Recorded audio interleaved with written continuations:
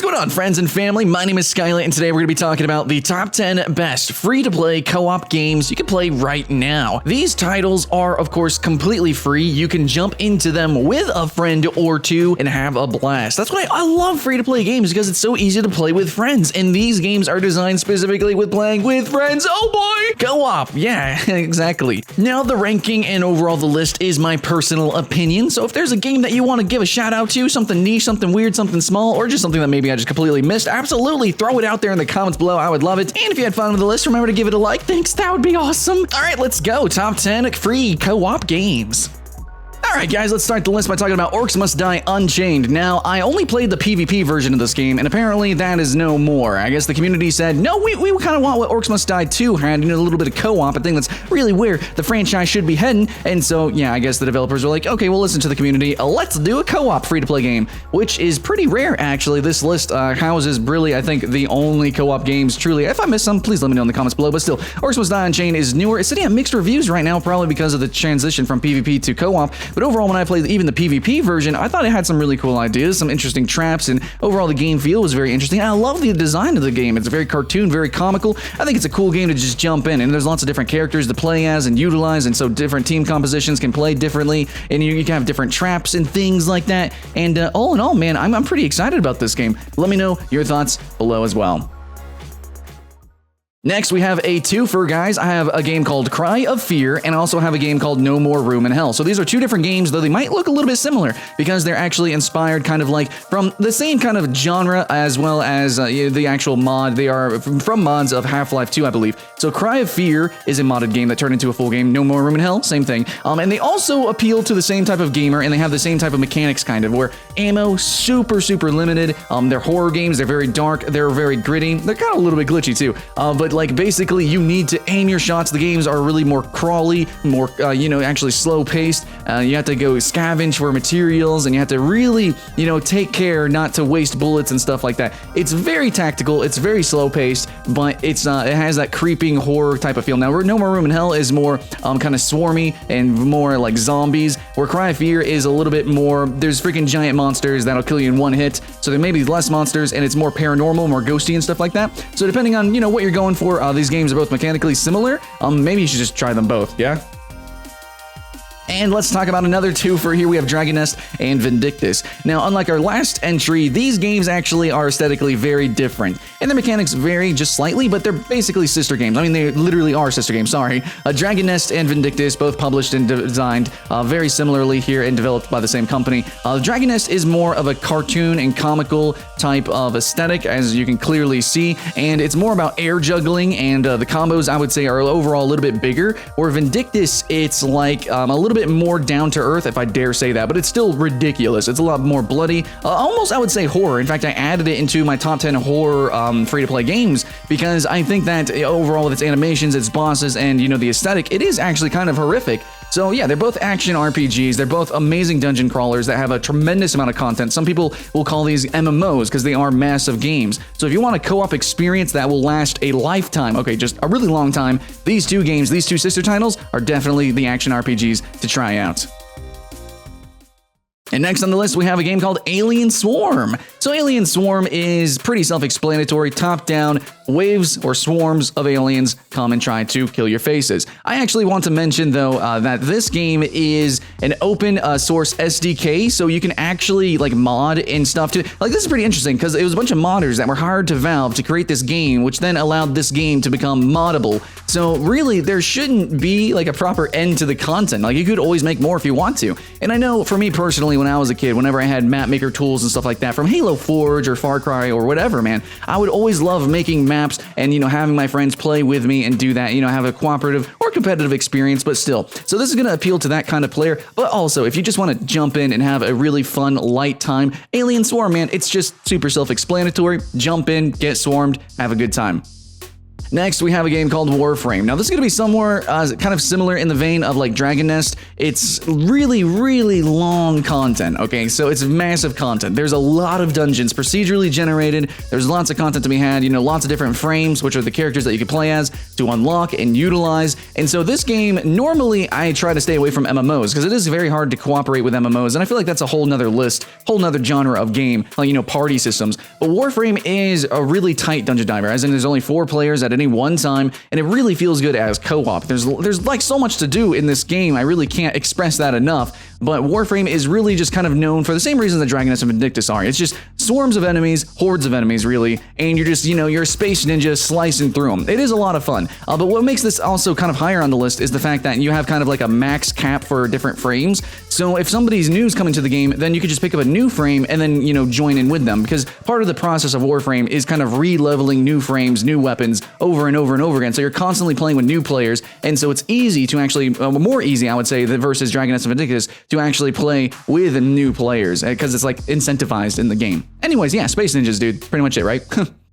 All right, coming in halfway on the list, we have TF2, Team Fortress 2 here with the man versus machine game mode. And I think a lot of people have this misconception that TF2 has really died out because of Overwatch, but no, TF2 actually has so much to offer. If it's mini games, with all these different servers, if you just want to play casually, and I'm a little bit competitive now, but Team Fortress 2 still has a tremendous amount to offer overall. But cooperatively, I feel like the man versus machine mode is what keeps me playing the game. It's incredibly hardcore, actually. It's very hard, and there's so much room that you like for playability. You have these items that you can equip for your different characters. You have like every wave you get currency. You use this currency to kind of level up your character, which is totally out there for the game. It's totally ridiculous, and you can do some really fun things with your team compositions. Your team as a whole. Different strategies and tactics, and overall, all the different maps, they have a lot of variety. And the bots are actually really fun. They're really smart. It's a really challenging game mode overall. And I think a lot of other games kind of they do tack on, horde wave survival. But for Team Fortress 2, to me personally, that is my main focus of the game. Fantastic. Absolutely love it. Can't recommend it enough.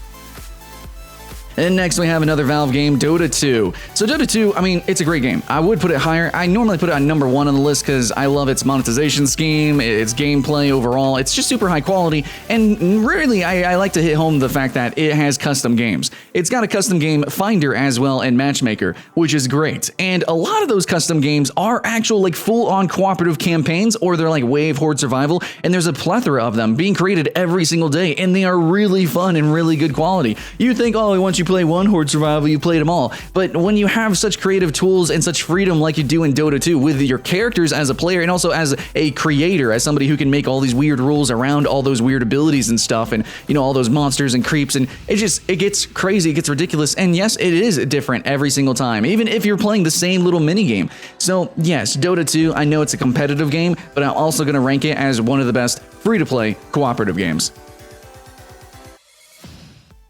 Yo, I think it's about time we talk about a game called Unturned. I put this on a lot of lists, and I think that it probably isn't overshadowed by much. I think really H1Z1, DayZ, the more serious-looking games gets talked about more, but Unturned is still incredibly popular. It's one of the most popular games ever, and it looks so cheesy and cartoony, but I love it. So Unturned is kind of a competitive game because it is that like open world zombie survival, and there's other players, and some servers have PvP enabled, but still this genre is still very cooperation focused, okay? And if you want to, I especially want to mention this because it's really friendly for children. Also, it's one of the few free-to-play, survival games that actually is good for kids. So if you want to play a cooperative game, with a child or somebody younger, which is often the case where people who are looking for these kind of lists, Unturned is that game. It's incredibly fun, and you really need to utilize each other. Maybe somebody's holding, certain items, and maybe they need a bandage, so you go bandage them, or you give them that, or you go out and you kind of you're searching or salvaging a vehicle, you bring it back, and you save them by mowing down a horde of zombies that are around them, and you get away. And I don't know, man, there's just a lot of really cool cooperative scenarios that can happen. And even if you throw in the player versus player element, that can also be seen as very cooperative. You have to form teams and stuff like that. So I don't know, man. Unturned is a very different kind of cooperative game because it's not just horde survival. It's not just a campaign. It's a little bit more open-ended, but I still wanted to put it on the list because it's just freaking good, dude. Number 2 is going to be Path of Exile. Yeah, no, Path of Exile is pretty great. As a single-player game, it is really, really great. Now, I only did the first campaign and a little bit of the very first expansion, but I'm actually going to be covering like all of the game here really soon. It's just tremendously great. Now, as a single-player game, everything is voice-acted, the story is engrossing. I thought the world was really dark and brooding, but there was still like this charm to it. Like there was like a lot of really good stuff to the. Basically, I want to say it's almost perfect. I think a lot of people would say that it's like, you know, a spiritual successor to Diablo 2, you know, in a lot of ways. Just like everything is great. I think a lot of people would consider it the best action RPG, and every other action RPG, even Diablo 3, is really compared to Path of Exile, not like the other way around. So absolutely fantastic. A tremendous amount of customization, but if you play co-op, you're gonna have all that fun. Plus, think about the customization with the characters and how you make your classes. You guys can make yourselves kind of build off each other and really use that, you know, that cooperation. And dude, there are just hordes of enemies that you need to slaughter through, and it's just always fun with a buddy. Yeah, absolutely. But if you do want to play a single player, an amazing game as well. And lastly, we have Dungeon Defenders 2. Dungeon Defenders 2, I have it as number 1 because I loved the original Dungeon Defenders, and I played a good bit of Dungeon Defenders 2, and I'm having a lot of fun with it too, and I'm going to be streaming that and doing a full review pretty soon here. But overall, yeah, if you want to pay for a good co-op game, Dungeon Defenders Original is, oh my god, I would probably put that as my number 1 for paid. But for free-to-play, Dungeon Defenders 2 is also freaking fantastic. You have lots of different characters, and it is a tower defense type of gameplay, but it's also actiony, very actiony. Some characters play wholly different, while others are sort of slight variations. But yeah, some characters focus on different kinds of towers. Some don't even use towers. They use traps or auras or weird stuff like that. And some are more focused on the third person, you know, kind of like action. Some are more like third person shooters. And some characters can play like literally like an RTS, at least in the original. So it's just really fun to have all those different characters, and they play against, you know, with each other in a cooperative setting, you know, horde survival, wave survival, tower defense thing. You know, it's got lanes, monsters, and bosses, and all that good stuff. And overall, I would probably rank it as the best tower defense game ever. It looks great, it plays great, I love it, and also it's kid-friendly too, which is a big bonus for a co-op list as well. Yeah, some games are level-oriented or campaign-oriented, some are open-ended like Unturned, and some are horde wave survival, a lot of them on this list, and I think that genre is amazing for co-op. It's really made for co-op, or co-op inspired it really directly, and I think that this game specifically is the epitome of that genre. Thanks for watching, guys. That's the end of the top 10 list, but there is more to be had, actually. Well, in the future, I'll be making more top 10s, of course, and expanding on this list even, and well, in streams and videos and first impressions. Always playing new games, and I love me some multiplayer games. Free to play? Heck yeah. Co-op? Heck yeah. We got that coming also. But hey, look in the comments below. I'm sure there's a game I missed. I know there's Mari Zero. It's a little bit older. It's a little bit more niche, and it's kind of a fan game, but still, that's a pretty cool free-to-play co-op game you might want to check out there. But yeah, guys, please stay subscribed and keep the hype alive with a thumbs up to share the video, especially if you liked it. You know, you might want to like the video, and also subscribe if you want to see more of this stuff, because we do have a lot of cool stuff coming, top 10s or otherwise. Hope you guys had fun. My name's Skylent, and I'll see you in the next one.